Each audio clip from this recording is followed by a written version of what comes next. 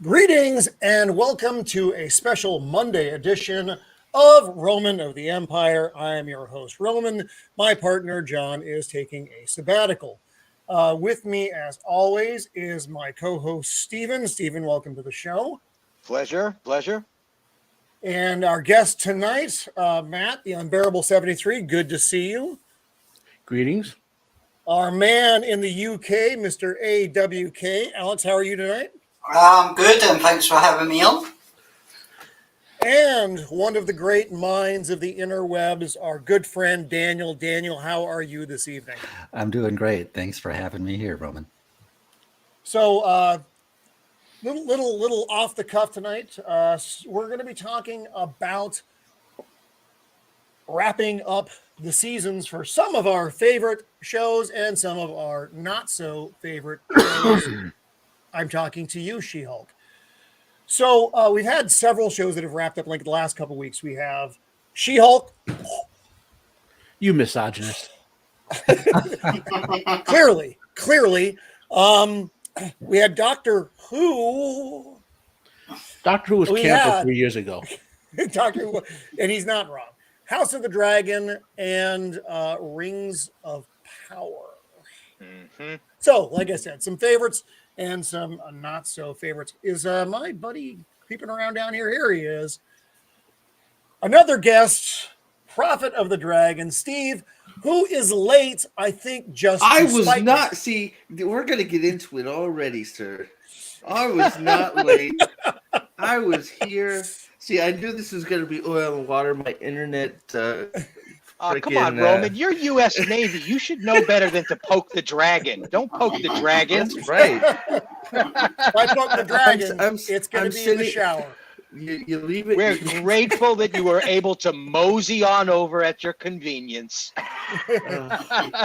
Leave me. So leave my me internet backstage. nemesis, Prophet of the Dragon, is here, and he's good brain on both House of the Dragon and on the much beloved Rings of Power. Oof. Yeah. So I guess. So Steve, I know you're on more of a timeline tonight. So let's start talking House of the Dragon. Let's look at series in a nutshell, and then your kind of favorites, and then what'd you think of the wrap up? Me? Yes, sir. So overall, I enjoyed the series actually quite a bit. What is that a surprise? So I enjoyed House of the Dragon quite a bit. The end, the last episode sort of left me cold. I know there's a lot of people really hyped up about it, and but I didn't see that as sort of a finale. I think it sort of ended abruptly and was more like a lead into a finale than a finale. Well, not. I mean, look, I mean, there was an incident, but that is you're breaking up a lot, buddy. In any there were incidents all over the show. The kid got, I'm not. I guess I won't spoil it, but. Oh no, we can spoil away if you haven't seen it by this point. I feel like it was either should. a scene short, or an episode short. I just didn't feel like the finale was a finale. I felt like it was. I'm surprised. Hey, Steve, just so you know, you're hanging up a little bit. No, a lot. You're blurry and you're roboting. You're kind of frozen in time, buddy. I would reboot that modem before your show. Steve, are you still there? We may have lost Steve. He's froze. Oh dear, he's just stuck there. Just like King Viserys. The Woman of Womanitherathon have frozen him in time. Oh, hey Steve, I'm gonna pull you out. Try to log back in. Okay, and he's gonna think I did that on purpose to be a dick. I did not do that to be a dick. My internet nemesis, everyone. Nice. Nope, that was just a black square. Oh Wait, Lord. we can spoil House of the Dragon because we know Bran is king in the future, right? So it's all over. Whoops! So Now he's just gone. Okay, we'll see. Hopefully he pops back in here. Steven, could you do me a favor and just kind of keep an eye out for him if I don't see him popping up in the bottom of the screen there? Yeah, actually, I can't see that because you can't see that. Never mind. Yeah, Never mind. I'm not in control of that aspect. But we'll keep an eye close. No worries. But to continue on his points, House of Dragon has been getting fantastic reviews. It's really the MVP of the season, as far as I'm concerned. Most of the reviews I've been seeing, enjoying it. So I'm surprised. I like that last episode. I thought it was going to be it's a great launching point for season 2, and that's what I was hoping for. They really put all the pieces together for the war. I mean, you don't want to rush that in season 1. You laid all the groundwork, and I thought the groundwork was done very well. But see, I digress there. I think they are rushing it. And I know why they're rushing, because they want to see lots and lots of dragons burning lots and lots of people. I get that. But well, they're doing. I think the plan is to do 4 seasons. Honestly, I'm glad they're looking at it. 5, but I thought it was again. As long as they're not looking at, a 10-year cycle, or with Game of Thrones, they had the 8-year cycle, which didn't turn out too well for them. And I hope that they actually are able to pull this off and do a good job. I like I said, I know not everybody liked season 1. I liked season 1 a lot though. And Matt, I know you've read this stuff, so you're looking at it through a different lens than I am. Daniel, have you watched? Are you watching that The House of the Dragon? I'm an oddball here. That's right. You're behind. I'm behind. So I've watched through episode 4, which I actually really enjoyed. But I do not like George R.R. Martin as an author. I don't like him. I read the books in the late 90s, early 2000s, and I gave up after book 3 because he's a nihilist, and I don't like his style. So he's a brilliant writer. He's talented and technically amazing, fantastic at character development and crafting his world and all that. But I just want a altruistic, hopeful story, and I feel like he can't deliver that. So that's my personal thing.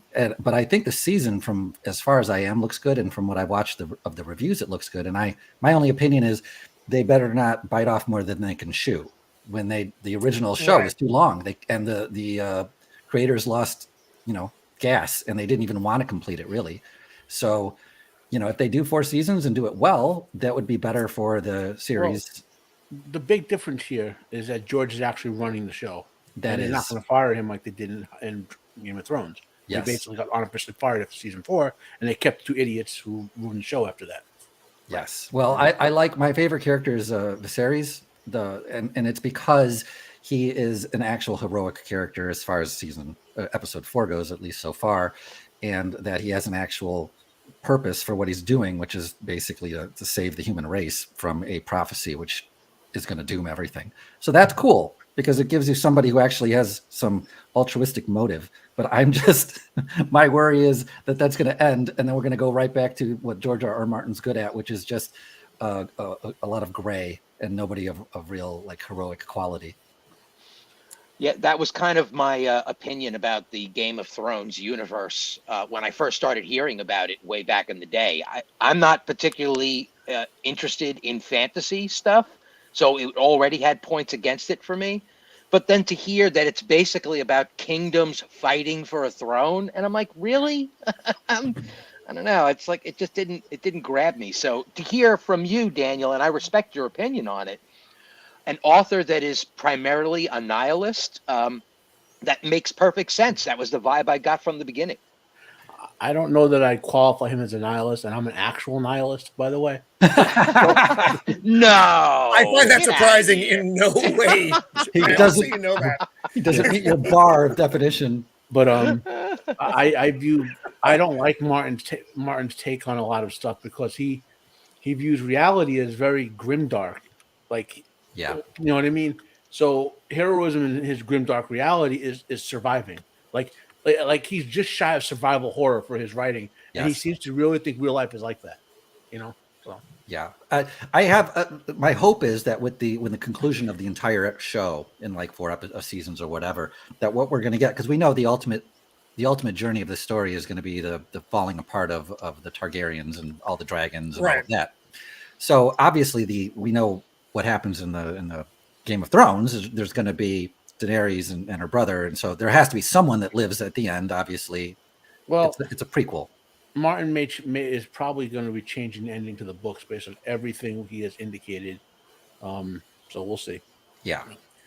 Let me give a quick shout out to the folks we've got out there right now. Jacob Ironside, our good friend, Shield Wall of Dragons, Nosferatu the Vampire, Cajun Corey, and I don't think I'm missing anybody. At least I hope I'm not. Dempsey. Yeah, we got Dempsey in Dempsey there, and the So, Wammen of the Wamnethurian. That's an awesome name. We got in the chat as well. So thank you all all for showing up, hanging guys. out with us tonight. Zim. Zim, yeah, you know. Zim, you invading fool. All right, so where am I? Oh, where are we? I got lost. I sidetracked myself. It happens. I am very old. If John were here, he would say I'm 111Z, and he would be correct to do so. Right. So you were there 3,000 years ago, weren't you? 3,000 years ago. Tell us how the dinosaurs died, Roman. Tell us. It was actually me, and it was a bad Whataburger incident. You'll find that surprising 3,000 years ago, but you know. I want to compare your account to my mom's. You know. My favorite character on the show is Damon, and no, he's not entirely likable. In fact, often he is very unlikable. But I just think he's a really cool character. He's honest. That's kind of cool. You always know where you stand with him. Yeah, he's true. He's true to himself and to reality and to human nature. Here's the thing: you don't your favorite character doesn't have to be a good guy. Darth Vader is a lot of people's favorite character. True. Hans Gruber is a lot of people's favorite character. You know, in Die Hard, like you got to have those characters you love to hate just as much as you have the characters you love to love. You know. And I don't. But the thing is, I actually don't hate Damon. Although he's not. He does some fucked up stuff, but he's not. But there are other people on the show who are far worse. I mean, I know the show has changed things up from the book, so I'm not going to say book word, blah, blah, blah, the whole hour or whatever. But he is driven to what he does in this sequence of events by basically being dumped by his brother, essentially, who he was utterly loyal to for completely, you know. And then his brother was like, and you know. But we just got a lot in this episode, the final episode. The words are hard. The sea snake showed up, and I was happy to see that. I love the effects in this final show with the table. I thought the table was great, and I know I keep talking about the table, but it looked really cool. And in my fantasy show, I want things to look really cool. And the dragons, the fight with the dragons towards the end of the show, I thought was phenomenal. Just the shots of the smaller dragon and then the giant dragon over the top of that were just awesome. It's good, you know, it's good cinema. It's good just to get your brain. Wow, that is awesome. He is back. All right. Sorry, I got shield wall tucked away down at the bottom here. Or not shield wall. I'm sorry, Prophet of the Dragon. Sorry about that. So many dragons, so little time. Too many dragons, right? Yeah. Sorry about that, man. All right. So now you're back. You're like fully back now. So we're talking about wrap up the final episode of House of the Dragon now. Yes. And like Daniel, cover your ears if you have to. So you thought it was more of an abrupt ending, and I thought it was a good launching point. Well, so I mean, I've had some people tell me that have read the books. Now I haven't read the books, but they said this is a good start. This is a good like sort of launching point. I just feel like I didn't like that you had a Alicent episode and then a Rhaenyra episode and then nothing with both of them in the finale of your TV show. I think there should have been something that brought both of the things together at the end to make it show that it's on. like pretty much. I mean, I'm not saying it was a bad episode of television at all. I thought it was actually pretty good. You just don't like it as a finale. I didn't like it as a finale. I think it would have been a great pin. I think in episode 9, I think it would have been if there was an episode to come behind it. I think it would have been fantastic, setting up what's going to happen next. And you know, I thought it was a good episode. Yeah, it was a good episode of TV. There are some problems with it that I have, but I mean, I think there's problems. You know, no TV show is perfect, but you know, this show is doing a lot better than everything else in terms of fantasy. So, and I've enjoyed most of it. I think there was really only one episode that I just hated. And I think everybody hated it. And you know, so you know, the dragon stuff I heard you talking about, the fight scene with the dragons was great. I even liked that was just beautiful, man. Just seeing the silhouette of the dragon when Lucerys lands. It storms in the lightning. You see the big dragon in the background. That was another really cool shot. You can just get the scale of how big this dragon is, right? So yeah. I think that was all cool stuff, and I think the episode was good. I just sort of wanted it to. I felt like it ended a little bit short of where a finale should leave you, personally. But I know I seem to be in the minority when it comes to that. But I don't think it was a bad episode of TV at all. So, I think Hightower should be dead, but I mean, I think they all should be dead. I think they all should have been dead in the last episode. Yeah. Her explanation of it was fine. I perhaps would not have done that. In fact, I know I would not have. Everyone on that stage would have been a briquette. But that's me. I'm a bit more of a hothead than perhaps she is. I don't know. I'm with you. I don't know. It's like, why did you not do this? Her explanation, you know, her explanation was a little bit whatever. You know, it's like, okay, you're going to be okay if the people you let live come and burn your whole family at Driftmark?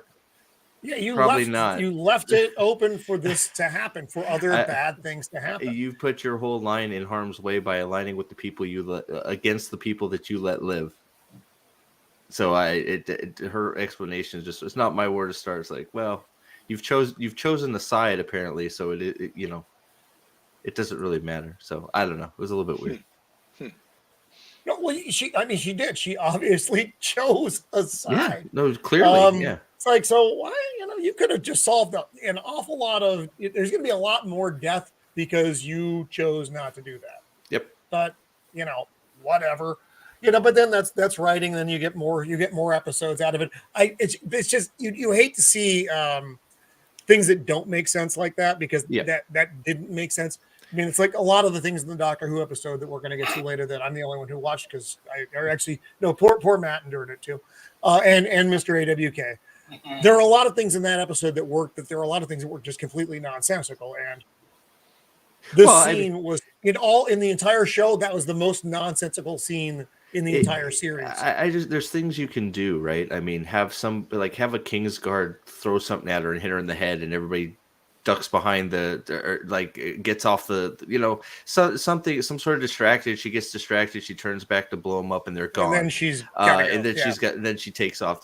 Little things like that. In the final episode, Hightower should not have been sent to Dragonstone.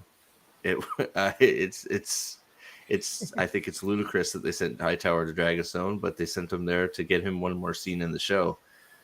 There's no way that dude's leaving Dragonstone.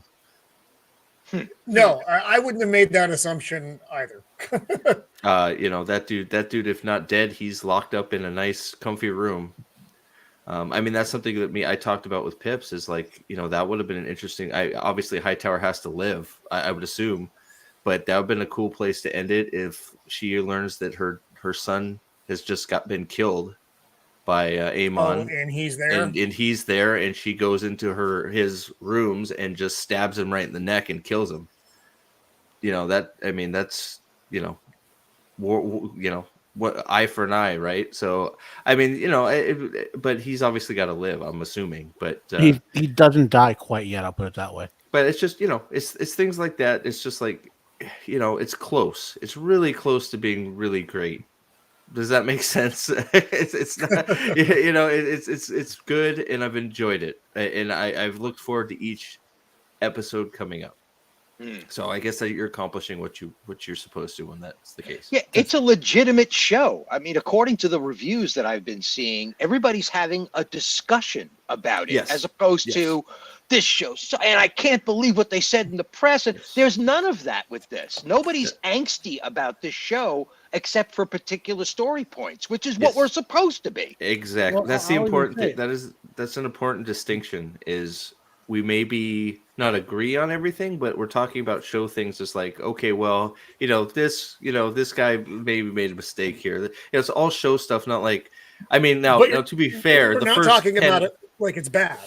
Yeah, well, right. Like it's bad but, television. to be fair, I the didn't first lose interest in it because it was bad. I lost interest because they're skipping the stuff I want to see.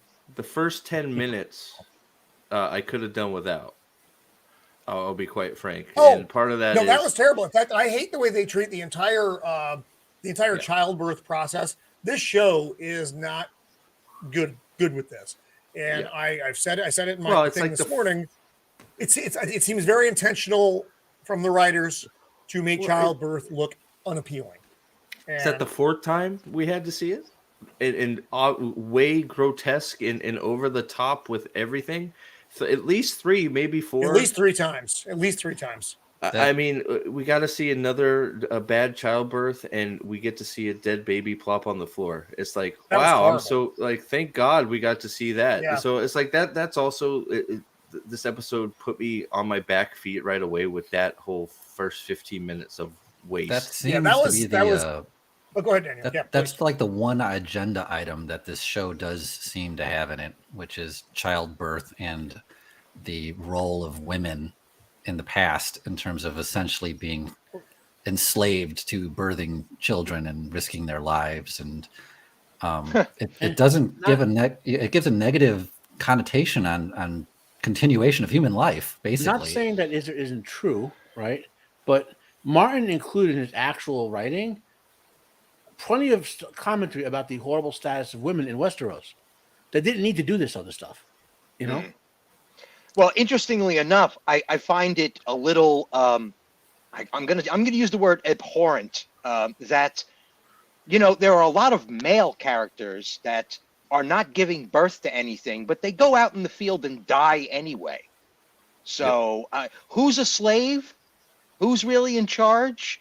I mean, how many men die in the course of a season of a show like this to protect a handful of women that are complaining about being locked away out of danger? So it's odd to me that we've kind of glossed over that idea. Yes, I don't disagree with the idea that women had a horrible time back then. Women had a horrible time up until last week in a lot of cases, but so did the men. The men had a horrible time too. Everyone had a horrible time because it was before. Realistically, Yes. before the year 1950, life sucked. I mean, that's what it came down to. It's Pretty an much. anachronistic look at the past to think that women in the past were basically lamenting giving childbirth and saying this is a risk to our lives, as if the men weren't dying left and right in the fields. Yeah, And in yeah. war, Right. everyone died in the past. The lifespan of everybody was low. So Yeah, this I was don't not. think that women said things like that. No, I mean, I don't I think don't so. know for a fact. I don't think they did at all. I think that they may have thought that it was a privilege to die like that, in much the same way that men Exactly. would think it was a privilege. Exactly. If men looked at going to war and basically either defending their homeland or defeating their enemy or tilling the field or doing whatever they did and dying early in terms of keeping their family and their friends and their land going, then women would have had the same attitude. And they Yeah. would have said, yeah, we might die, but this is how we give our lives to That's right. continue. So this is a silly anachronistic view of today to look at it and go, well, the women would have hated it, but the men didn't care about dying. So I would that's give you my a fundamental truth. Okay, our ancestors were survivors, but a lot of the modern philosophers on certain leftist philosophies don't understand that survival is not automatic. They create their structures like toxic masculinity and all as if you just survive by default and you don't have to work for it. Yeah. Yeah. Jacob Once Ironside again, is it's under a historically. tornado watch. And go ahead. No, Yeah, Jacob I'm gonna have a Ironside watch. is under a tornado watch. Wow. Stay safe, buddy. Yeah. Right. Good grief. Hey, get a long distance camera and get that puppy on YouTube. I have a quick question. Does the show end on a good cliffhanger? Are you looking forward to the next season? Or is it Yes, I'm very much looking forward to season 2. I thought, and Steve and I are we're a slight disagreement on it. I don't think we're that far off. I just think I think it ended. I didn't see it as like wrapping up the season. I just felt like it needed a little bit more. It's a definite cliffhanger. Like let's not get that twisted. It definitely is, but I just wanted one more sort of scene to drive it home, or you know what I mean. I don't know. It just felt like there was a little bit missing. I would have. I mean, it was. I would have been happy with more, just because I was enjoying it so much anyway. But I just was missing that one thing to bring it all together for me. But I mean, I get why people liked it. It's just ended a little abruptly for me. But on a cliffhanger, yes, definite cliffhanger. It'd be interesting to see where they pick up in 2 years. I guess it's 2 years. So. Oh my gosh, that's a long time. Yeah, it's silly. I don't know why they're waiting 2 years. It's really not a good move. Are they going to bring? I mean, some of those actors are old, dude. Are they going to make it? Of course, we don't know where they're picking up either. That's true too. I mean, they do have a legacy bit of history to cover. So yeah, they could be jumping 2 years in the future. Okay, so and this is where I would exactly have a problem with that. Then why end where they ended? If you're not going to show any of the immediate war afterwards, why end there? Well, Steve, don't get me wrong. I think the reason why we're waiting 2 years is because they didn't greenlight it until last week. That's probably true too, but I would rush this thing out. Like this would be number one priority for me if I was HBO. This has been nothing but win. This has been nothing but win for them, and they've crushed Rings of Power and Amazon, and they sure did. They should be rushing this out. Warner is broke. Meaning there's a lot of debt, and Zaslav is like, look, we can't just greenlight this stuff. Cancel all your half of your crappy shows and greenlight. He did that already. He did that already. Well, then put all that money that you've saved from that into this show. He didn't. Can't free up money. Well, they had to save something. Just because they're broke doesn't. I mean, they greenlight. They canceled a bunch of stuff. That money was earmarked for those. But that shows. Money was debt. Well, he saved future debt. He hasn't got. I get what you're saying, Matt, but they're still making movies. I'm just saying everything gets pushed back, and this gets brought to the front because this is your number one property right now. Even if they trickle out a quarter season of 2 or 3 episodes, and then 6 months later you bring out another single episode. However you want to. This has been a windfall for them. This has been a total victory for them. Slap some Pepsi labels on those dragons. People can wait 2 years for something that's quality. No one's gonna, I mean, hell, we waited. I don't know how many years between some movies that we've all loved, enjoyed over the years, sequels or whatever. You can wait 2 years for a series. Don't, because you rush it out, you're gonna get crashed. You're just gonna, you're gonna get I don't disagree with you for the most part, Matt. I think you're right on the money if you rush it out. But what I'm saying is, like you said, they've already canceled a bunch of shows. You can push back whatever the fuck you want. Excuse my language. I'm sorry, Roman. I apologize. It's my show. You kidding me? You're the boss. Okay. We swear a lot. You have just crushed $1 billion show. Yeah. You are the talk of Hollywood right now. 2 years, yes, you could wait 2 years for quality, but you lose the hype train. And if you release now, then you go for the kill. You go for the jugular on Rings of Power. But it's not done. It's going to take a year or two to do it, no matter what. Why? It never used to take over. It never used to take that long to make a show. Like, we shall see. They didn't stop filming them. TV shows enslaved their actors. I don't know if you ever knew about that. I get what you're saying, Matt, and you're probably right on the money. But I can guarantee you that once these guys that are cleaning house see the profit lines, they're going to be like, all right, emergency Zoom meeting. Let's put this puppy to bed and make sure that we got something coming out next year at the latest. I don't care what it is. You know what I mean? Even if it's just a conversational piece or a discussion by the actors, something. Just give the fans something. Actually, I don't want a discussion piece from the actors because I've seen the discussion pieces from the writers. And don't want to hear anything they have to say. Do not let them talk. Everything they say makes me. If you just saw that, you wouldn't want to watch the show. Yeah. So that's not a great idea. So, Game of Thrones, and you'll have to forgive me because I didn't watch Game of Thrones when it came out originally. I popped in and literally just before season 8, and I watched all of it before season 8. Mhm. How long did it take for those seasons to come out? Did they come out every year? Not Yes. exactly. More like every 15 months or so. But they were basically enslaved to film. Like those actors were basically like hired. Like you can't do it. You can't film movies. You got to be on set when we tell you to be on set. You know, there was no. And Okay. I think there was time like That's I your wanna say job. season 8 was like delayed by an extra year. Well, And that it was. I believe that goes into the theory of why the last 2 seasons were terrible, because everyone was completely burnt out from the writers and the directors and the terrible because actors. those two guys are hacks. Right. Dan and Dave or whatever. No, I mean, they were hacks, but they wanted to move on to other things. They then should let have them been. go. They should have been gotten rid of, and other new people should have been brought in. But Correct me yeah. if I'm wrong. There are still TV sitcoms, correct? Yes.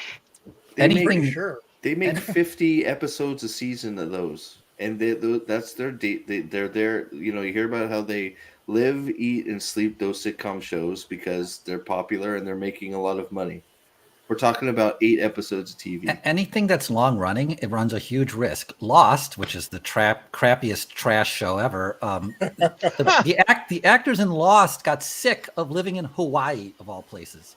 Hawaii. Yeah. And they got just sick goes of to it. show you. And things goes like to show you. sitcoms are cheap because they have the same set. Like Right. like they literally film over. How many times do we see the Bundy staircase and I'm Married with Children? And, You know, if you I make could it probably com- draw it from memory. I've seen it so many if times. you make a simple set, make it fairly comfortable for the actors, where you can Yeah. film a lot of the Half- entire series quickly. Well, half these actors only taped half of a show.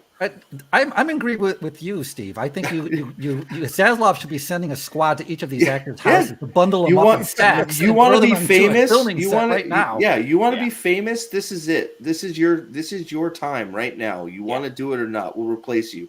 We've replaced every character 3 times already, except for Damon. So And He's not abandoning ship. No way he's abandoning ship. This is all the I'm best thing he's saying had is- since No. who? Zaval has a juggle on a lot of pieces, and he's and there's a huge debt this guy has to deal with, and his board could fire him at any time. He's got to make sure he keeps moving the whole system forward, not just one show. You know, Speaking I of get moving it, but- on, what was the other show that just finished So- up this season? other shows. Actually, so there was another show. who I'm throwing this out as a topic, though I haven't seen it, but for you guys, I think most of you have watched Rings of Power. I have not. Rings of what? No, Yeah. What? I refuse. Let's tackle the big horse in the room, Miss Horsey Pants, Mrs. Who, perhaps might be an Dr. interesting Jody. subject to kick around before everybody has to split. I mean, I don't know much about Doctor Who other than it's a garbage fire and a half, and that she's That's all got to right. Neither go. did the writers. It sure sounds um, like it from listening to all and you that- guys. That was shocking because I'm a long time Who fan. I think like me, Mr. Alex, and a couple others.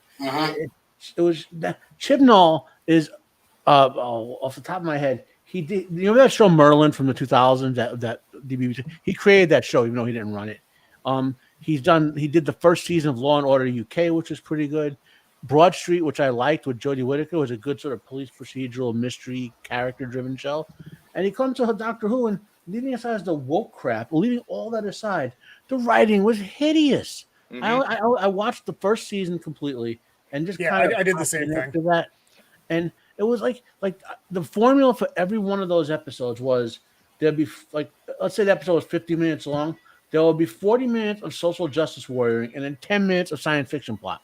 And it happened Well, at the end, you know? I find it very interesting, and then I probably need to jet here in like 5 minutes. But I find it very interesting that I don't know what it is about fantasy and sci-fi, especially because you got Star Wars ahead of all this whole line of fantasy and sci-fi stuff that's being ruined.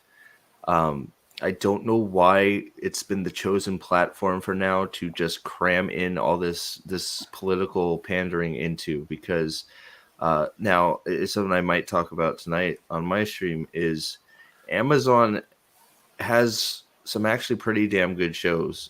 going right now. I actually watched The Peripheral this morning because Gray Heard about Wakazaki's TV house. Yeah, and I haven't seen I it. heard it's actually pretty good? freaking damn good. I enjoyed it. I went to go play episode 3, and it's not out yet. So I mean, that shows you something. That's I wanted to keep going.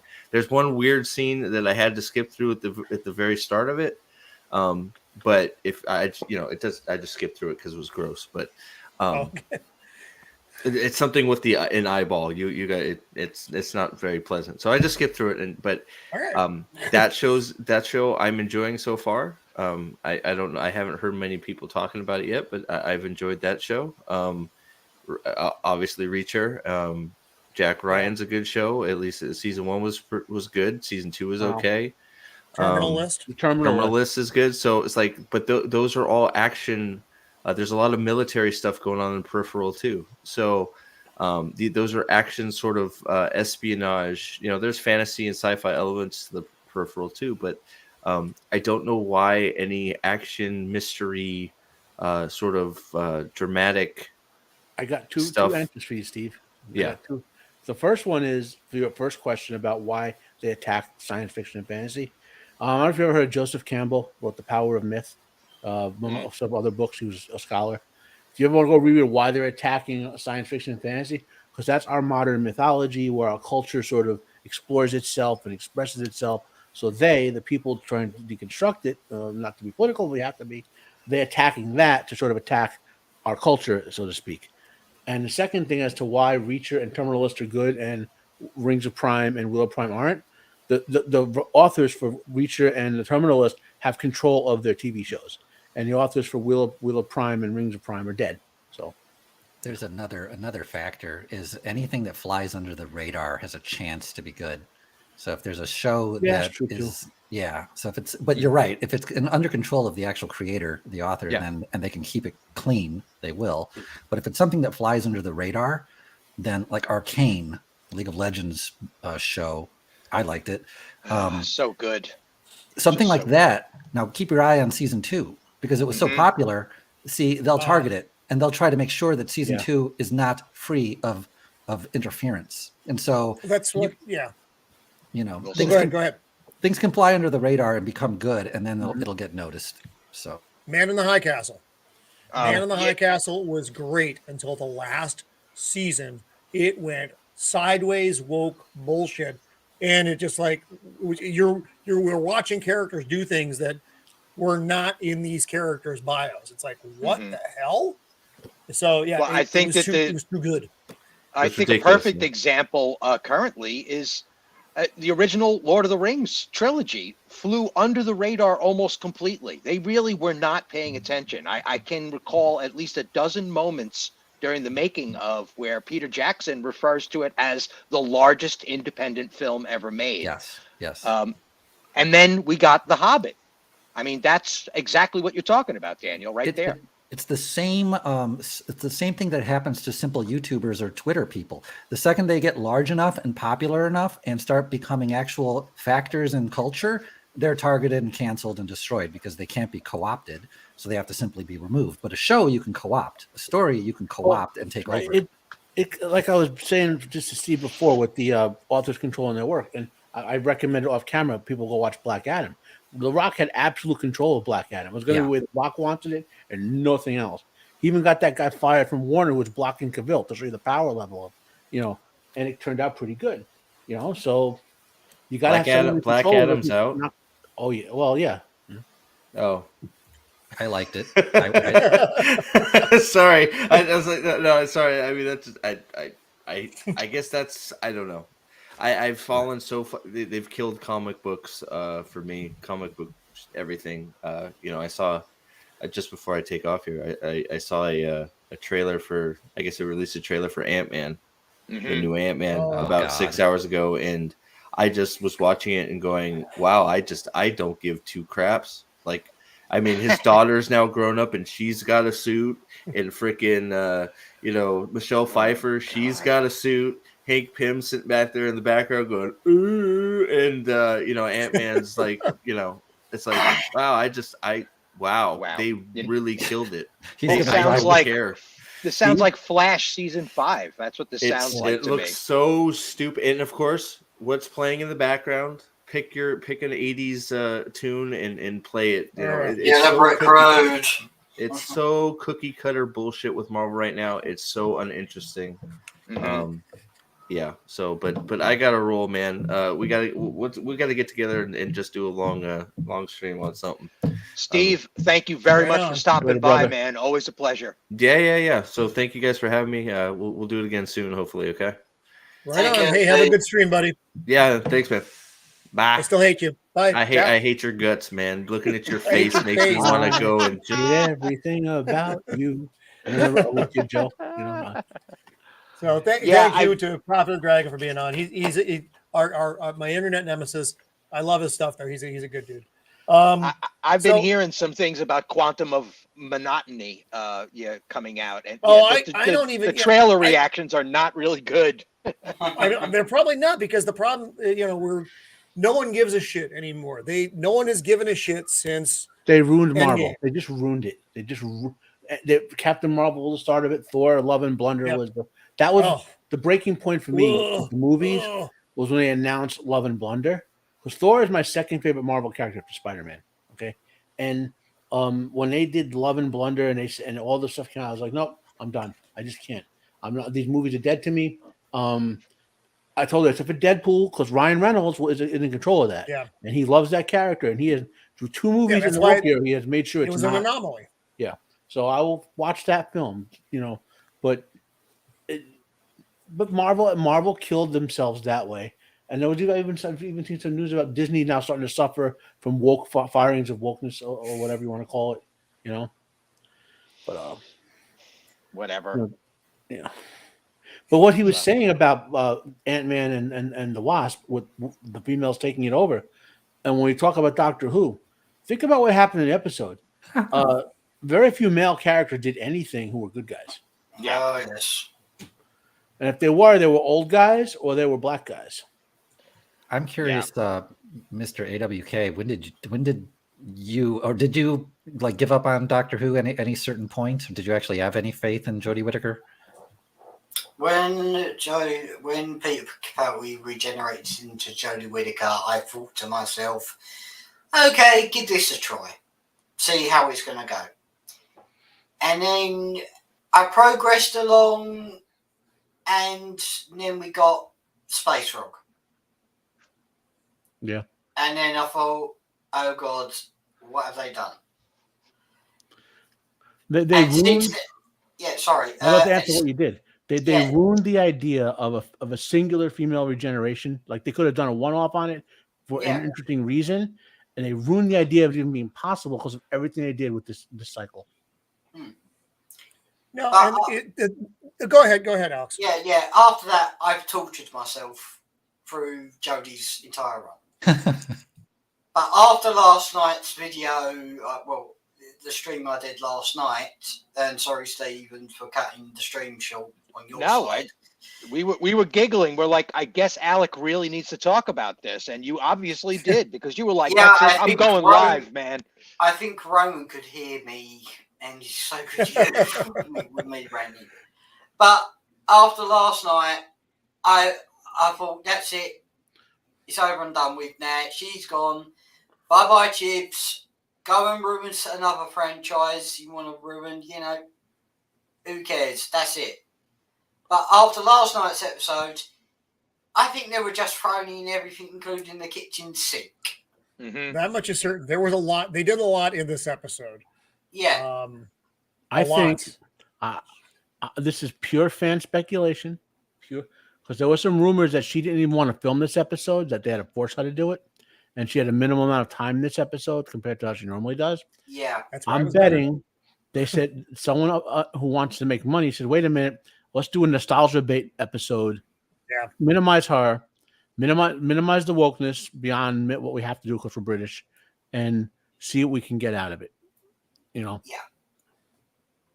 The thing is with Chibnall, he hasn't wrote a proper good episode of Doctor Who, in my own opinion. Ever. No, even when the show was good, the episodes that he wrote were the weak points. Yeah, it's just it goes back to the 80s on I think it was a BBC program where he was interviewing. They were doing like a discussion, and he was talking to two writers, Pip and Jane Baker. You know, and he was complaining about the quality of writing about Doctor Who, and now this has come to bite him back in the arse. So what goes around comes around. Yeah. But now he's gone and Russell T Davies is back. It's like, well, it's go back Super a scene Davies there, to the Roman. rescue. Go back a scene. And when he's done, I have a point to bring up. Oh, I hated this part so much. So when Alex is done, I have a point to bring up about this scene. You go ahead, Matt. You go ahead. So for those who don't know, Ace has a cosmic artifact in her baseball bat. The Doctor enhanced it with something called the Hand of Omega, right? Yep. Yeah, and she has it with her. We know it's sitting next to her because she pulls it out later in this, right? Why would you write her going for her gun when she can pull out a baseball bat that can pace these Cybermen like they're nothing? How stupid is your writing process? Matt, she's going to use a gun that she knows won't work, and she has a bat that can kill them instantly. Matt, I want to pull you up on that. The baseball bat broke in remembrance of the Daleks. But he fixed it. He at the end of the generation, he went back and fixed it and gave it back to her. We don't know that. I haven't. After that baseball bat broke, I thought that was it. I think she just bought a new baseball bat. And they thought, there's a whole. Beat the crap out of the Daleks with it, you know. But then we even see her using it on Daleks in this episode, so we know that they used the EU repair of the baseball bat counted. The thing is with the baseball bat, I don't know if he repaired it or not. This is the whole question about the continuity with this show. I find it interesting they brought Daleks and Cybermen back because in that first season with Whittaker, which I did not watch, but I kept up on it all. I followed the discussions on it. They didn't want to use any of the old enemies. It's like I know. I don't know if that was her call or Chibnall or whatever, but they didn't want. Yeah, they wanted to do their own thing. They didn't want to use anything from the past. And then here they are now using all of these member berries, right? Like when Alex says they threw everything but the kitchen sink at this episode, he wasn't kidding. Old doctor. That's another thing. Old doctor, dying doctor. I don't know whether to give Chibnall credit or not for that, but they literally ignored those doctors in the 50th anniversary special, right? Yeah. But then bring them in for this one. I can explain about that one. The reason why what I've heard is that the reason why they didn't bring them in is because of time. You know, of trying to throw everything in. Well, yeah, that's what I'm saying. Like, they're reaching when they want to make money, when they want to get the fans to watch, they're bringing these guys in.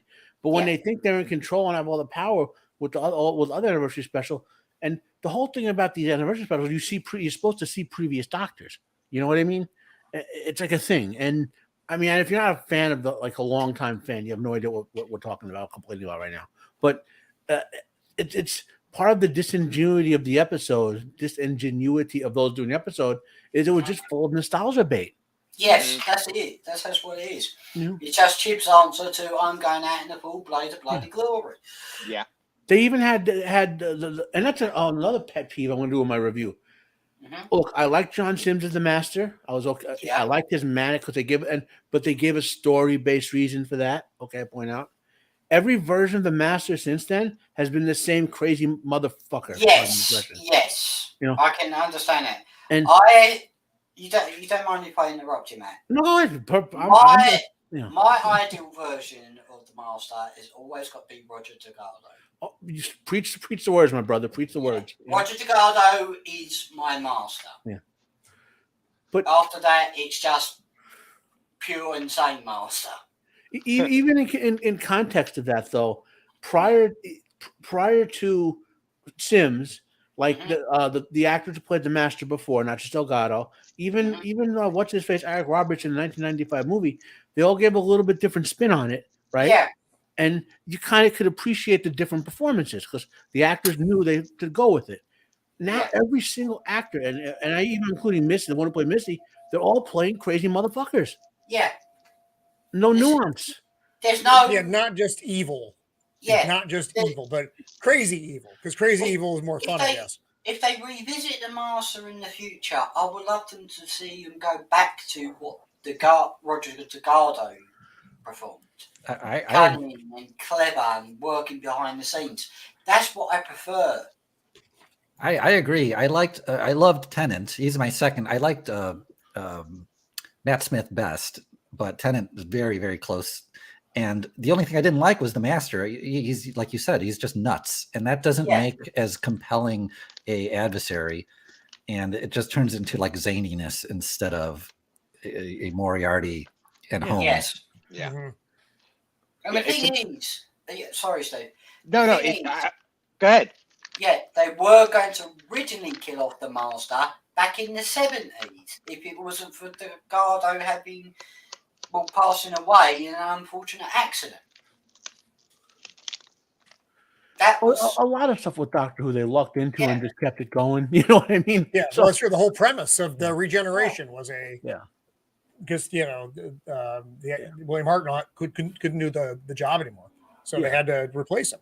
Yeah, yes. I mean, it's just there's a lot to complain with this episode. So we can go on for like even I even found her regeneration some of us should do a video just talking about the different regenerations. But now there's two things about regeneration. There's the physical presentation of it, and there's the story-based reason for it, right? Yeah. Okay.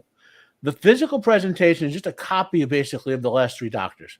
Yes. Nothing different. Just standing there and blowing all the energy out, Except for when Smith except for the suit. What the hell with the clothes? Yeah, I didn't know clothes could regenerate. That didn't make any sense at all. No. That was one of the nonsensical things in this episode. It's like, why is he regenerating in a suit? I don't think Tennant was on the set at the time when Jodie was regenerating. I would agree with that. I think Tennant was an add-on when he had done all this. Yeah, it was a separate altogether, and I think it was filmed in the new Bad Wolf Studios when he did his regeneration scene. We're going to get a hell of a tell-all book in about 15 years, I can tell you that. But the other issue is the context of the regeneration. The context of her regeneration, to me, was stupid. Yeah, especially her last lines where she says to the next doctor, "Take your it." What? That was very in line with most of her lines, though. Yeah, tag your it. Really? Really? That's very meta. Oh, and if you want the stupidest scene in the whole episode, okay, I had a laugh but bite my tongue, and so when the Doctor catches the Master catches the Doctor, and Dr. Jodie is in bondage in the broken Dalek, right? Okay. Yeah. They start playing this sort of like I guess you would say a romance song. Get that song out. And the Master starts going off how he's going to insert himself into the Doctor through regeneration. Yeah, false regeneration. Basically, the metaphor they were pushing on people was rape. Think about it. I didn't think Go back and watch the scene and watch everything that happens. He inserts himself into her forcibly. Yeah. Good grief. They just can't help themselves, can they? Can I just mention one thing about this scene? Go ahead. Wind back to 1996. Doctor Who the movie. The Master wanted to steal the remaining lives of the Doctor. Now he's got his wish, but this time he wants to become the Doctor. Of course, now we don't know how many lives the Doctor has. That's now a mystery. It's not the 12 lives anymore. I want to bring this up. There was no reference of the Timeless Children last night. Of course not. Not one reference. No, which was there were parts of the episode that I actually thought were fun, and don't hate me for that. But then there were parts like this. I was watching it. I'm literally like, what is the point to this? Yeah. I really didn't understand the point to it. I mean, sorry. I mean, you could literally, remember, if the Doctor doesn't have anything left to regenerate, you could just, incinerate the Doctor. Yeah. just wanting to make the Doctor have a bad name? Well, no. If he at the last cycle, he'll explode. That's part of what the Time Lords do. Didn't you remember the whole thing about the crystal? But there is no last cycle anymore. Yeah. Well, I'm just saying from war. I'm not counting anything happening. I don't think RTD. I think RTD is going to ignore it. I think he's just going to completely ignore those 3 years, like because Sony wants to make money and they're the ones controlling this company doing Doctor Who right now. I think he's going to say, "I'm just going to go on as if it never happened. I'm not going to retcon it so no one decides to cancel me over it. But I'm just going to go on if it's never happened." You know? I've got one point. Yeah, go ahead, Daniel. You can go on YouTube. There's a wonderful, probably a few different compilations of people's reactions to when the Doctor in the various incarnations dies and transforms into a new Doctor. And you see all these people watching start bawling and crying. Is anyone going to do one of those reactions I think it's for Jodie Whittaker? literally the opposite for this one. You're going to have people in pubs. Woo! Yeah. Like legitimately, I think Seriously, it's Daniel, there will be, but it will be a very small minority. Yeah. And I can guarantee the BBC will probably celebrate those handful of people that actually cried when she left. Yeah. because But part of the I feel you on that one. part of this show, it's a great science fiction show. I love it, but a lot of this show has to do with the emotional connection to these actors and the character of the Doctor, and frankly, it's just a character people love. And if you don't have that, all the detail aside, I think she's like this last season or last Doctor incarnation has untethered people from the show. Well, here's another, and speaking of stolen scenes, so the scene where Dr. Jodie lays down surrounded by the companions, anyone remember Tom Baker's regeneration? Yeah. Yeah, he just fades into the new. Yeah, well, he lays down surrounded by his companions. Yeah. Yeah. No? Now, I want to bring something up from the 50th anniversary when the creator, aka the future Doctor, met the past Doctor. And he did mention we do revisit a few old faces. This is one of them. I loved the 50th so much. Yeah. I thought that was just so much fun. The only reason I didn't 100% hate this episode was because Jodie wasn't in it very much. Yeah. I did enjoy the nostalgia stuff only because for the last 3 years the show has been complete and utter garbage. Yeah. You got to look back a little bit on the things that were from the bygone era when it was good. Yeah. I will always enjoy Ace on screen. There's nothing. Yeah. Ace is awesome. There's just And I've got to say, the Cybermen and the Daleks were totally wasted. Yeah, well. I like the new Cybermen design. Well, here's another continuity breaker for you, which again they just do left and right. Okay, the TARDIS, even the old Type 42, is virtually impenetrable when the doors close. Yep. Sutek, one of the most powerful beings in the history of the show, was able to squeak an image in there. The Doctor TARDIS can withstand a force that was shaking the whole universe, yet a Dalek can project an image in there now? Yeah. It is ridiculous. Yeah. I mean, yeah, I know for people listening, I'm nerding out and you have no idea what if they're trying to appeal with nostalgia, like you got to be consistent with it. You know what I mean? You got to give us a reason to want to say, okay, fine. We know it's stuff with 3 years, but you're just giving us a generic sort of adventure with some throwback character nostalgia. We could live with that, but then be consistent about it. Well, like I said, there were several. Oh, go ahead, please. Yeah, I was going to bring up the 60th. I'll let you go up first, Roman. Oh no, I was just going to say there were several plot points in this that were just kind of wonky. Just the big energy being, I didn't know what the hell that was. And again, like I said, the master wanting to become the Doctor, I thought that was just flat out goofy. And they've also made it now, and they did this with Capaldi as well, and I didn't really prefer it then, that the Doctor can more control when they're going to regenerate, as opposed to, shit, I'm dead, now I'm regenerating. They just got to hang on. Also, that energy beam that the freaking creature was destroying the planet with, it hits the Doctor, and it's just like, oh, I'm just going to fall asleep for a little while. She would have been obliterated. Okay, so you want to answer him out, Alex? Do you want me to? You answer it because we're going to bring up the 60th in a minute. Okay, so when the Doctor is in a regeneration, when a Time Lord's in a regeneration cycle, nothing can kill them. She wasn't in a regeneration cycle. Yes, she was. Once they did that thing to her, the regeneration was inevitable. You can't stop it. Like she was going to regenerate no matter what. You know what I mean? Right. I can accept it only because you're saying it, but I thought it was goofy. But most Time Lords can trigger and control the regeneration precisely. The Doctor infamously has trouble controlling it and getting through it. The Doctor has an actual problem with regeneration. So just so you understand the lore involved. That's the only point I was bringing up. Okay. No, I still wish she just gotten blown up, but that's neither here nor there. Alex, what do you got, man? Well, I was going to say, did anyone watch the trailer for the 60th? I didn't know there was a trailer. Yeah, there is. As soon as the credits started rolling, I was happy and I was out.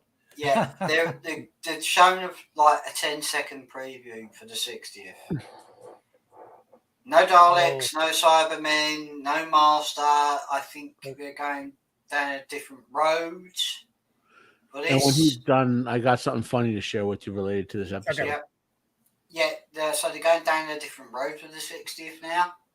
Oh. So all I can say is into the unknown. It's into the unknown.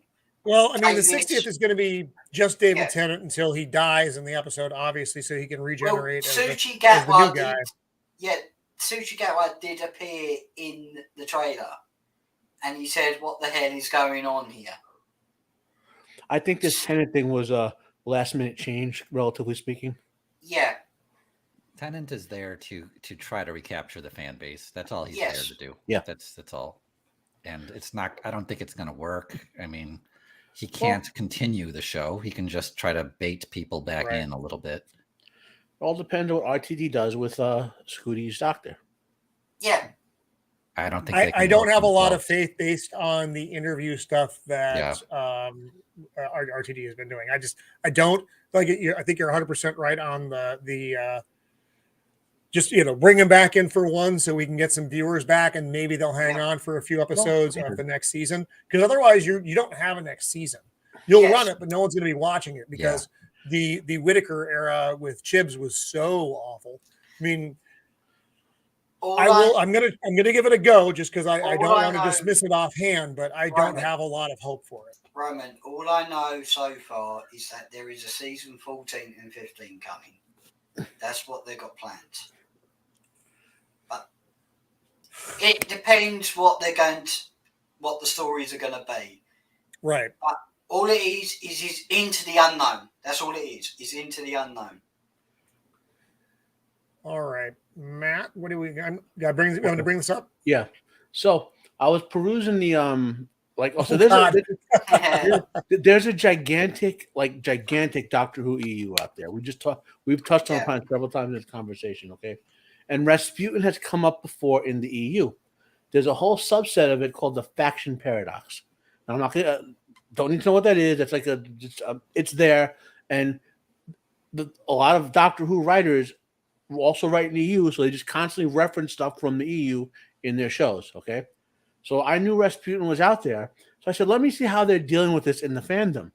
So the article here about Gregory Rasputin is mostly about his faction paradox character. And then they go, and I'm going to highlight it on the screen, okay? This is about the episode. One account held that he was the master in disguise. TV, the power of the Doctor. Oh my God. As if it's a rumor and didn't really happen the way they put it. I was laughing so hard. Like, usually the show, they're very religious about on the wiki that the show is the primary canon. But they did the faction paradox were secondary canon books, and the fans have basically shoved this episode below that. Well, I do want to mention, I was watching another podcaster earlier. I don't know, the Rabbi. Yeah. He was mentioning that Chibnall was borrowing elements from the Virgin New Adventure books and other comics and all snap from the past just to put into this episode. Yeah, Chibnall's pulling from the EU. this bothers me about Chris Chibnall because he's done good work in TV before. So and this is why I very because we know the BBC, like the reason Colin Baker's era and Sylvester McCoy's era had so much trouble was because the BBC hated Doctor Who, right? Yes. That's why it went dead, and that's why Fox. Rupert Murdoch loves Doctor Who. That's why he did the TV movie for Doctor Who. Okay, because the BBC wouldn't do it. So finally, someone new could have said, "Hey, we have this product making money selling DVDs. Let's make more of them." And Doctor Who comes back. Yeah. RTD loves Doctor Who, and So the question is there someone still hired at the BBC who hates this show and said to Chibnall, "You ever want to work for us again? You got to destroy it." I heard he got fired. Because Chibnall, has anyone ever watched Broad Street? It's a good TV show. I've never seen it. I'm not saying it's the greatest ever, but it's a good police procedural murder mystery with Olivia Colman. I love Olivia Colman. David Tennant, for example, is in that show. Yep. Law and Order UK, it was a good 7 years. He wrote the first season of it. And the Merlin TV show from the 80s, he created it. He didn't showrun it, but he created that show. And the first season I loved, and the second season was okay. And after that, it kind of went off the rails a little bit. But he's done good work before. So what happened? That's what boggles my mind. Like you can't. It's like the stock market. Past performance doesn't mean future success. With creatives, they can go completely deranged because of Hollywood and all kinds of social media garbage. So you just can't look at past work and say what happened. It can be completely just personal, off the rail nonsense. Yeah, and in all fairness, we are dealing with a global agenda at this point. Yeah. And I don't think a single artist has survived that period. I mean, I don't know what the heck really happened with Joss Whedon, but the idea that guy was so severely crucified in the press that you can't even talk about his shows without somebody contesting your opinion. That just boggles my mind. You want to talk about a guy that, like, every time he went up to bat, he hit a home run every single time? Like, even shows that were canceled and brought back by a fan base. The Firefly community is gigantically enthusiastic. It's like a pro baseball player who can hit home runs like crazy, but if his girlfriend's cheating on him, he strikes out left and right. Tom Brady. His so wife I mean, collapsed. That's why they brought this guy on that they knew the audience would appreciate because he had this procedural drama, but they gave him a sheet of agendas that just basically tied his hands behind his back. And that's what we got. That's what we got the Doctor Who recently. I think Chibnall believed everything he wrote for Doctor Who. I think so. I totally think he was behind every bit of that. Him and Jodie, because Jodie was the same way. But RTD has always been a lefty like that. So was the guy before, the guy in the middle, Nash or whatever his name was. All the Doctor actors are very far left leaning, but they didn't do that to the show. Why did it take this? Why did this happen with this Doctor and with this guy, and not with say David Tennant and RTD? Yeah, because 2017 was a very different year. Exactly. Yes. That's when the message, as the drinker would say, was really coming out in full swing. A lot of people went off the deep end and have never recovered. I guess. I mean, that's a valid viewpoint. Yeah, I just want to bring up something. Wherever Doctor Who goes now and wherever it will end up, I'm hoping it either be rested or they give it to someone that is a massive Doctor Who fan like Russell T Davies, but he's not, he's middle of the line. But that is what our hopes for a future showrunner could be. I hope, but Alex, you and I talked about before, the problem isn't even necessarily, you bring back Russell T, who's, we know what he did, but again, what he's talked about now, the big problem is also the BBC and its agenda-driven shows. You have to have this person, you have to have this person, you have to have this person, you have to have a forced diversity cast. But the problem is, but the thing is with the BBC at the moment, they're run over here by the TV license. In 2027, we're scrapping the TV license and the BBC will lose their funding. So they've got to move on to streaming. they've got to change their ways. But some of them probably won't. Some of them probably will. But that depends what happens for the future of the BBC now. I Well, think if it's when that not happens, publicly they're going to funded, go on fire sale. Yes, it is public.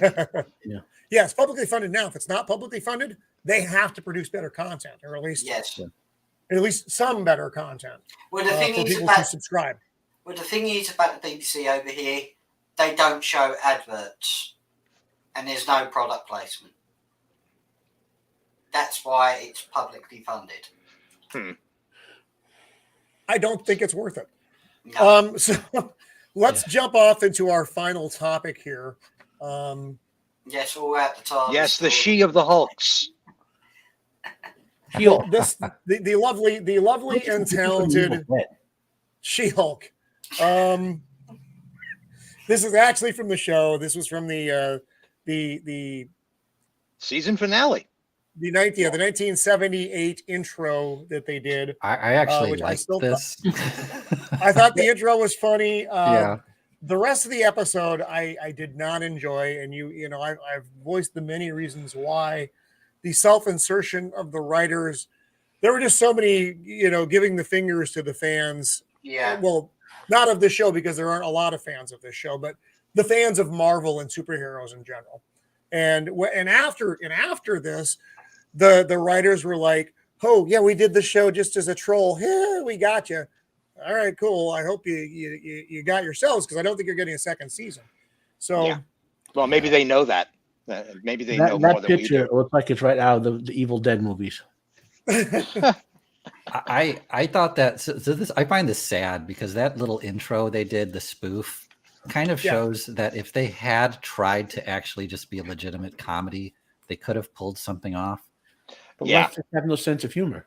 Well, but that was funny. The little spoofy thing based off the old TV show was funny. That was my favorite part of the entire series, of the entire run. It would have been interesting, Daniel, if they had taken the show and just done lampoon after lampoon after lampoon of all the incarnations of the Hulk over the years. Exactly. The idea that she would quite literally show up as a different actress in another show and say, like, wait a second, I'm not Ed Norton. What the heck's going on here? You know what I mean? Like, literally play it like that, where it's like, we're making fun of the Hulk. I think everybody would have been on board, because then we wouldn't have known whether or not anybody was trolling anybody, whether if it's trolling itself as a property. Yes. We might have seen a touch of humor in it. That's a great point, Stephen. There is so many ways they could have gone with this show that would have been better than what they did. Yeah. Any way. I think, like, I actually enjoyed the first few halfway through the season or so. I don't think it's a great show, but it should never have been an actual MCU show. If they wanted to do this girl power nonsense, they never should have marketed it towards any actual comic book fans or guys in general, and just done a Ally McBeal thing for women and not had it be part of the MCU at all, and not marketed it towards anyone. But they didn't. Yep. They marketed it towards regular MC viewers and men, and then they started hating men at the same time and yelling at them.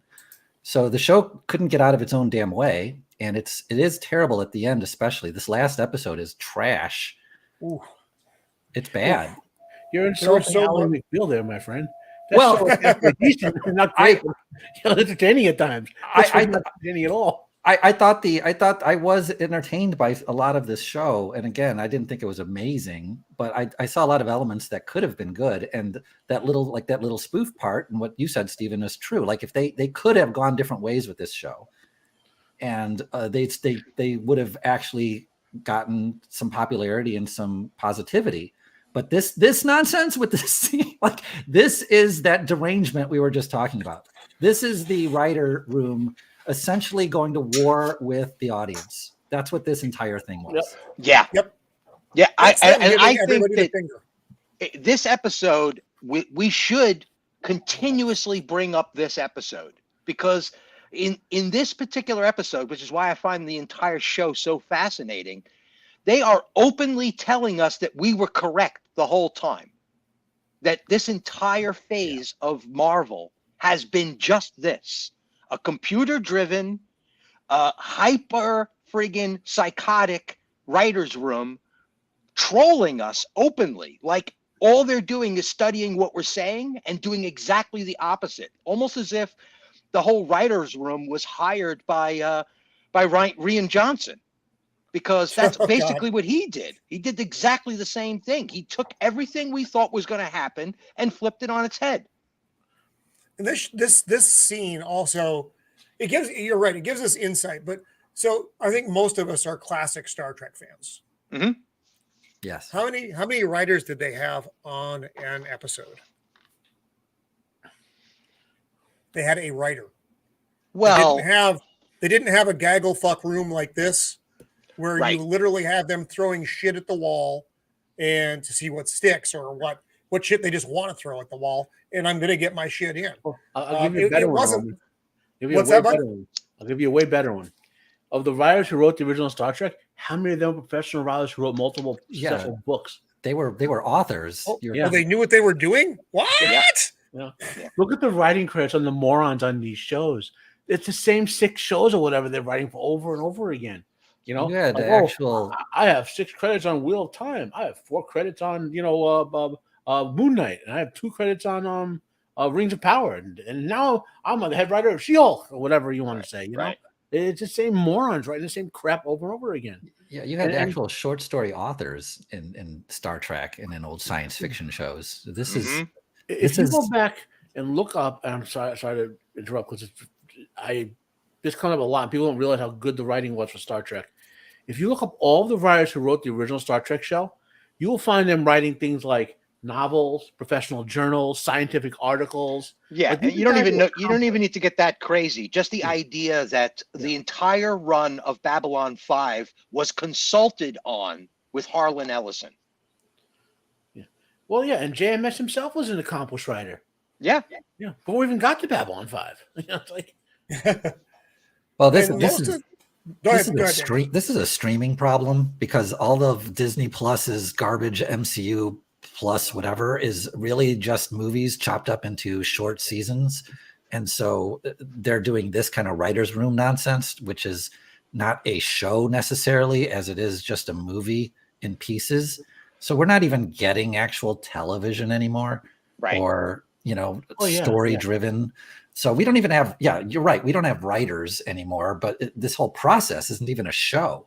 Well, they are writers, but they're writers in the same way that there are musicians in a pit Yeah, in front of a Broadway musical. Yeah. They're not creating anything. They're just performing, right? yeah. They're just putting words on paper. And I would guarantee that in that writer's room, there's actually a doctrine that they have to follow, that a certain number of scenes have to be written by a woman, a certain number of scenes have to be written by a I think you're homosexual, probably right. a certain number of scenes have to be written by an ethnic person of some sort, and that they literally can't proceed as a whole show without all of these earmarks being made.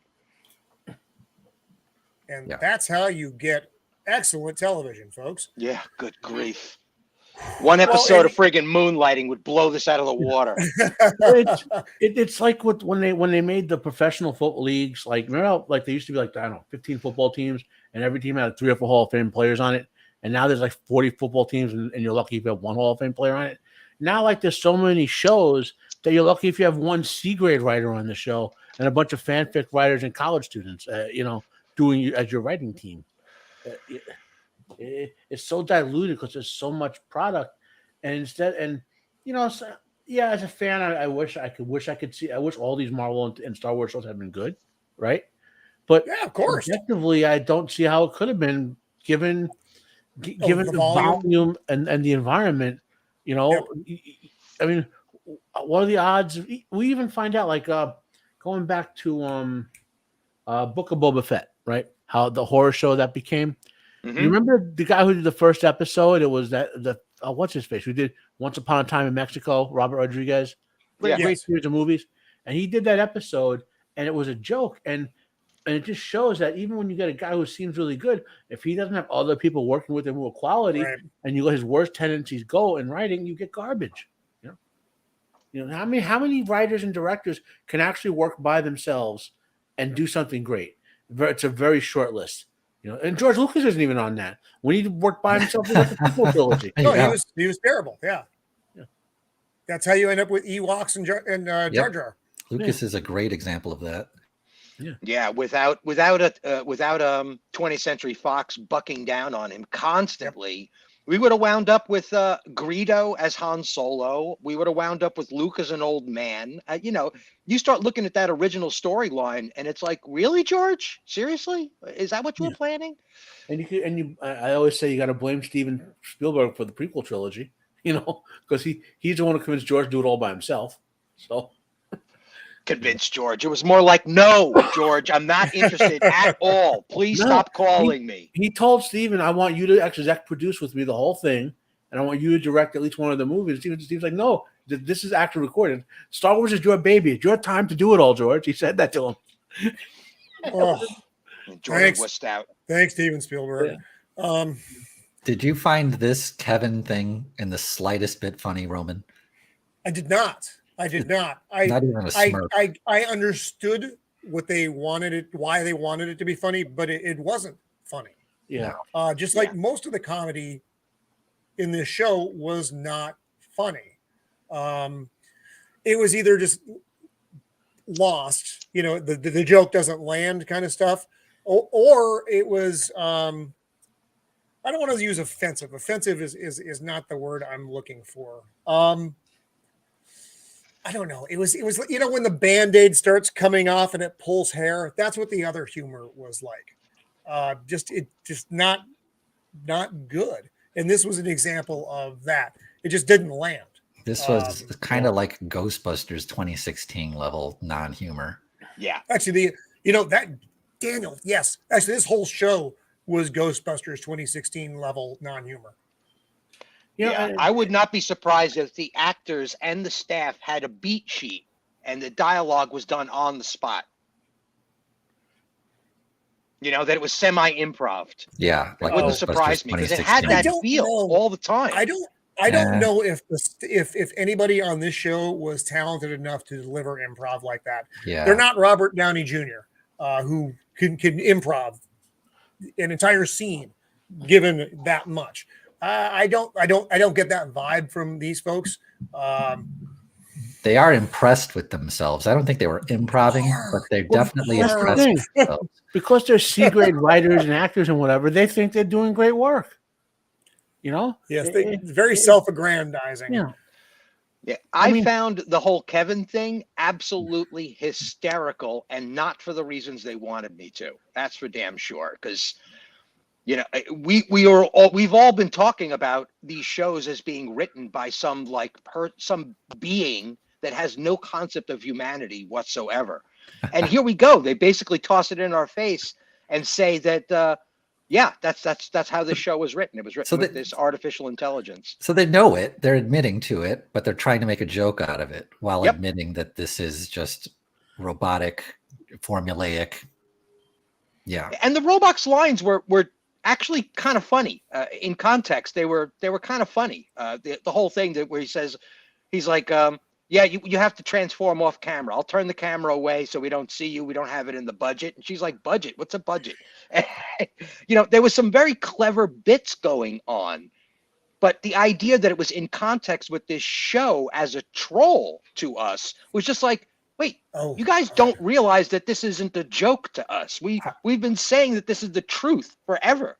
I think the joke that it's named Kevin is so terrible in that no normal person watching this should care who Kevin Feige is. It doesn't matter if like people like us know who he is. A normal person watching any of these movies or shows should not need to know who Kevin Feige is. So naming your stupid thing Kevin, it just shows how disconnected they are, because it's like they are obsessed with us as fans. Well, Daniel, everybody knows who Kevin Feige is. Exactly. So it's like, because we talk about it in YouTube videos and talk about Kevin Feige, they needed to name this robot Kevin. It's like a sickness. Well, they are so obsessed. Yeah, they're obsessed with our dialogue. Put the name in there. Yeah. It's actually kind of reassuring that they're at least listening. Exactly. Well, this is sort of a win for people. It is. It's a win. That's why I love this episode. I love this episode because it was written by us. Writing the show. Yeah, it was written by us. We wrote this episode. This would be like putting one of a YouTuber's face on this thing or something like that. We'd all be celebrating like, oh, you thought you were trolling us? It just shows that we're getting to you. Well, didn't we do that with Doomcock? There you go. Well, they injured. Yeah, Doomcock was in the series, not intentional. You know, they did it intentionally. Of course, they don't. Again, it's one of those wasted jokes, though. We know who Doomcock is. I guess it's supposed to be directed at us because normies don't know who the fuck Doomcock is. Yeah, he got like a more huge than probably influx know of who he is now. subscribers because nobody even knew who he was before they mentioned it. And the funny thing is, I'm looking at the mask of the character that they say looks like Doomcock, and I'm like, I don't really see it, guys. I could name a half dozen other things that this thing is supposed to be, but all right, it's Doomcock. Fine. Okay, we'll make it about Doomcock then. And then YouTube the in unforgivable reinsertion of poor Daredevil into this hot mess. I hated, and Shield Wall talked about it down here. Where is the entire dating arc was probably a retelling of the writing room's dating history, beat for beat. You know, I don't think you're wrong, buddy. I don't think you're wrong. But we got it within a series of, you know, how many days the show took place over. Every time Jen goes on a date, Jen's hooking up. Basically, it's like, okay, you go, girl. That's girl power. And then there's this fucking thing. This is so stupid. Oh my god. They ruined Scar. I mean, I hate the whole Planet Hulk storyline, but Wow. I actually like the Planet Hulk storyline, but this, I don't know who the fuck that is. I know who It's they supposed say to be it a is. named Scar, son of Hulk. No, it's not.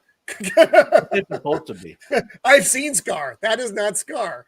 A lot of people are saying She-Hulk has killed the MCU and killed. I mean, the Hulk was already killed in Infinity War when they made him, you know, the way he was. Impotent Hulk. that? Yes, you know, he's been dead for the whole MCU. Been dead. No. What do you mean? No. Oh, fuck you, Mark Rufio. And they were borrowing the Hulk anyway. I'm really surprised that Universal is just bending over backwards for them at this point because Well, as long as the Hulk they is just not stole headlining- the opening. As long as the Hulk is not headlining a film or TV show, they can do whatever they want with it. They can put on anything they want. I guess it just seems odd considering how fiercely they come after copyright infringement, and yet, you know, I guess they have an agreement with Universal, and yet this is a TV show. I didn't think they were supposed to go into the TV show realm with the Hulk, and literally stole the opening from their original TV series. I don't get it. And you got to remember, Universal is deathly afraid that when the rights for all the Disney, like the Marvel characters that Universal has in their theme parks, go up, that Disney will just say won't even put them out for sale, and they'll lose a huge chunk of their money there. So that's why they're playing nice with the Hulk. So well, confusing. this has been a depressing stream.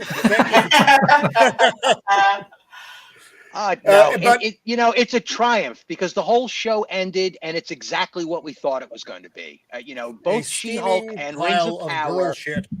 I can cheer you guys up. Look what I got this week. Oh, hang on. Let's. I got to turn the mask I'm off. gonna blow Hold you on. up here, buddy. Yep, turn off your background. I got to turn off the background. Give me a second, guys. It's not my Oh, background. cool. I can see what it is already. Yep. I got mine too. Aha. Fuck yeah. Wow. Woo, Eric July Ripaverse. And that's the one more. MVP. There's right only there. one problem. I don't want to crack mine open to read it.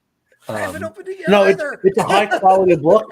Oh. You can read it and not destroy it. It's a high quality Okay. book. Because I am like, I started reading and I'm like, oh my gosh, I don't want to make a crease in this sucker.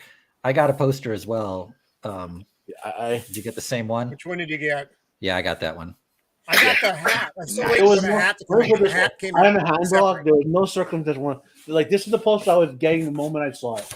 I was Me like, too.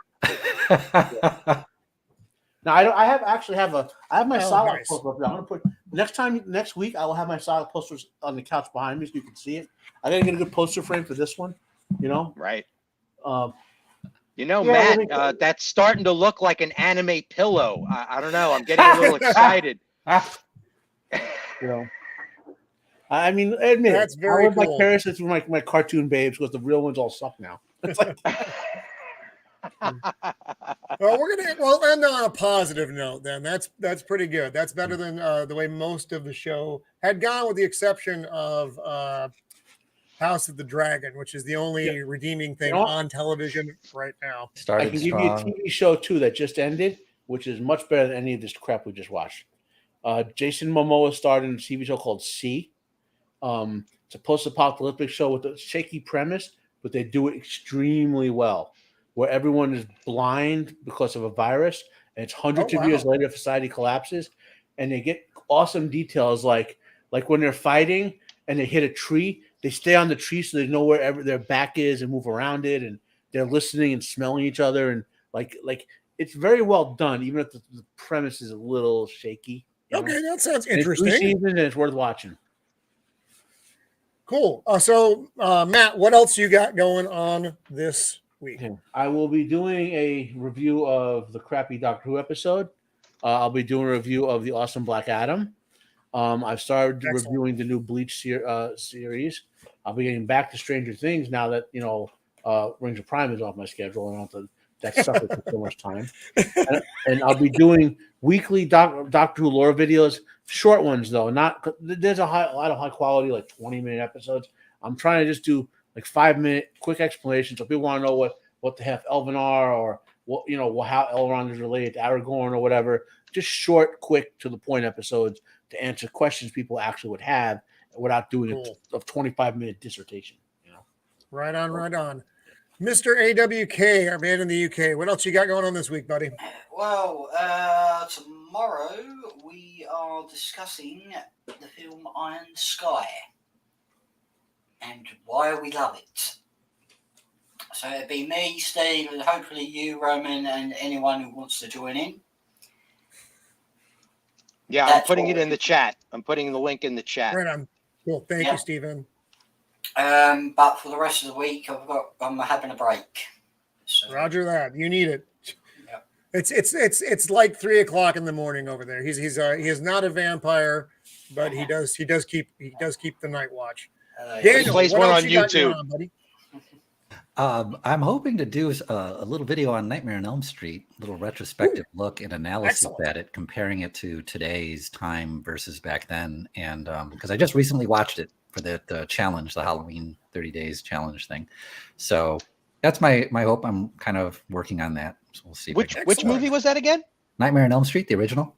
Oh, nice. Very good choice. Johnny Excellent. Depp's first movie. Yes. So bizarre. Steven, what do you got going on, pal? The busiest man on the interweb. Well, yeah, not so much anymore. I'm actually busy legitimately. I can't believe it's like I'm quite literally, now that FFSI is out of all sorts of sickness and issues with the Queen and the royal family, we're finally back in business. So I'm quite literally streaming every day of the week. It's amazing. It's kind of crazy. So tomorrow we're doing a discussion of Iron Sky. If you haven't seen it, it's an Eastern European spoof on the U.S. discovering Nazis on the dark side of the moon. Nazis. And they've been up there since World War II, preparing to take the Earth back from all the primitive races on the planet. Oh, yes, because the catchy line, we come in peace. And just to put you in perspective, Sarah Palin is president of the United States. See how it just got weird like that, folks? Everything was going fine. Amazing. We were rolling out. It was all good. So, but that's tomorrow. And then Wednesday, we're discussing on PJ Maybe's channel, we're discussing Beetlejuice, just as a retrospective. Oh, I just watched that. And that'll be noon at noon Pacific and 8 p.m. in the UK's. And then Thursday, we're back with Roman.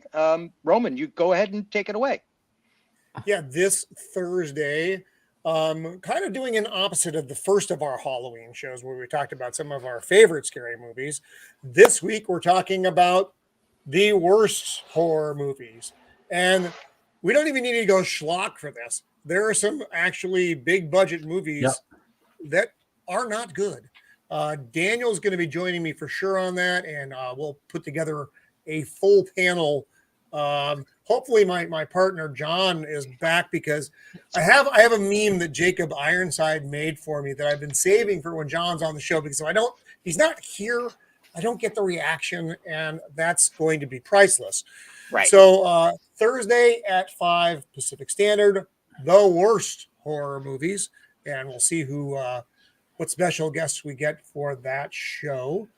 But I think that's it. This was a great discussion, guys. Thank you for being here and taking your time to have this discussion.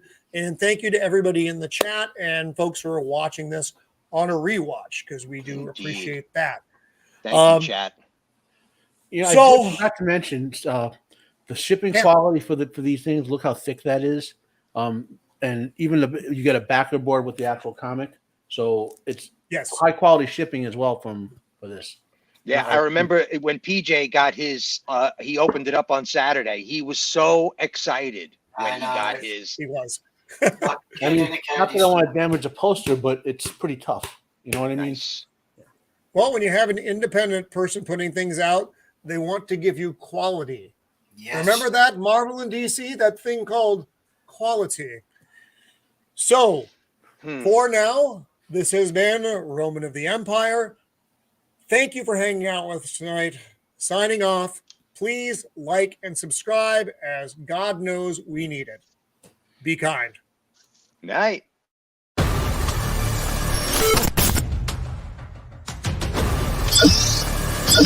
Yes.